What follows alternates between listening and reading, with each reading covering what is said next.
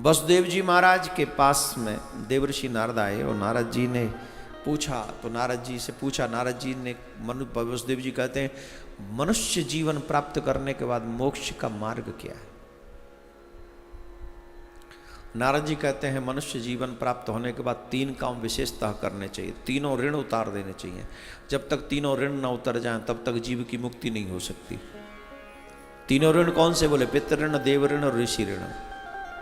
इनको मैंने बार बार आप सबको बताया है। देव ऋण यज्ञ करने से दूर होता है, ऋषि ऋण शास्त्रों की कथा, पुराणों की कथा और उनका ध्यान स्वाध्याय करने से उनका ऋण उतरता है। आप जो भागवत सुन रहे हैं ये ऋषि ऋण उतर रहा है आपके जीवन में से, क्योंकि आज के समय में लोगों के पास उतना समय नहीं है कि स्वाध्याय करें, पाठ करें, इतने पुराण पढ़ें। कलयुग में जीव की आयु कम है, तो जब जब अवसर मिले तब तब पुराणों की कथा को आप श्रवण करते रहो, और जितने पुराणों की कथा आप श्रवण करेंगे उतना ही ऋषि ऋण तुम्हारे जीवन में से उतरता चला जाएगा। जब भी अवसर मिले, जब भी अवसर मिले तो यज्ञ करना चाहिए।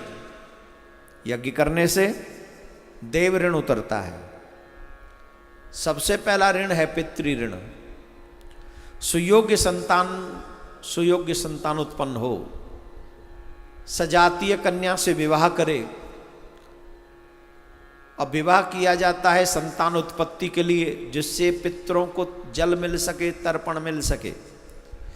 आजकल जो लोग ये कहते हैं कि हमारा जल पितरों तक कैसे पहुंच जाता है, तुम्हारे मुंह का भोजन पेट तक कैसे पहुंचता है? अरे बोले तो मुंह के द्वारा पहुंच जाता है अंदर। बोले अंदर कैसे? खाया तो मुंह में, अंदर तो ये 1-1.5 बिलांद का जगह है, कैसे पहुंचता है? बोले अंदर ही अंदर रास्ता है, वो पेट तक पहुंच जाता है। बोले रास्ता बनाया किसने? कौन से वैज्ञानिक ने अंदर अंदर रास्ता बनाया था? जवाब दीजिए, कोई है? ये रास्ता बनाया भगवान ने तुम्हारी उदर पूर्ति के लिए। तो पितरों को कैसे तर्पण मिलना है, पितरों तक कैसे पहुंचाना है, वो रास्ता भी बनाया है वेदों ने, पुराणों ने, भगवान ने। उन्हें पता है कि तुम करो तो उन तक कैसे पहुंचेगा। उन्हें पता है कि तुम क्या करोगे तो उन तक कैसे पहुंच जाएगा। इसलिए कभी भी डिनाई नहीं करना चाहिए। अगर हम किसी की संतान हैं तो निश्चित मनुष्य जीवन पाने के बाद अपने पितरों के कल्याण के लिए प्रयास करना चाहिए। और श्राद्ध पक्ष उन सभी दिनों में सर्वश्रेष्ठ दिन है। सर्वश्रेष्ठ दिन है श्राद्ध पक्ष।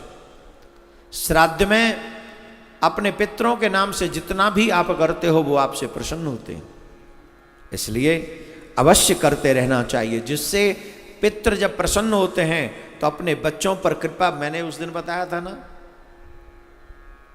दक्षिण दिशा में पितृलोक में बैठे हुए अहरनिश अपने संतान के लिए, अपने वंशजों के लिए, उनकी मंगल कामना के लिए वो प्रार्थना करते रहते भगवान से, आपकी सुरक्षा, आपके कल्याण के लिए। तो जब आप उन्हें भोजन भी नहीं दो, जल भी नहीं दो, उनके विषय में आप सोचो ही नहीं, तो आपके लिए वो प्रार्थना करना बंद कर देते हैं। और तब आपके घर में द्वंद्व, कलेश, परेशानियां, काम का बिगड़ना, घर में ज़्यादा झगड़े होना, और घर गिरवी रखना या फलानी चीज़ें रखना, सोना गिरवी रखना, ये सब चीज़ों प्रतीक हैं तुम्हारे पितरों के नाराज होने का। इसलिए पितृ ऋण अवश्य उतारना चाहिए। श्राद्ध पक्ष में श्रेष्ठ समय है। ये 3 कार्य बताए देवर्षि नारद ने।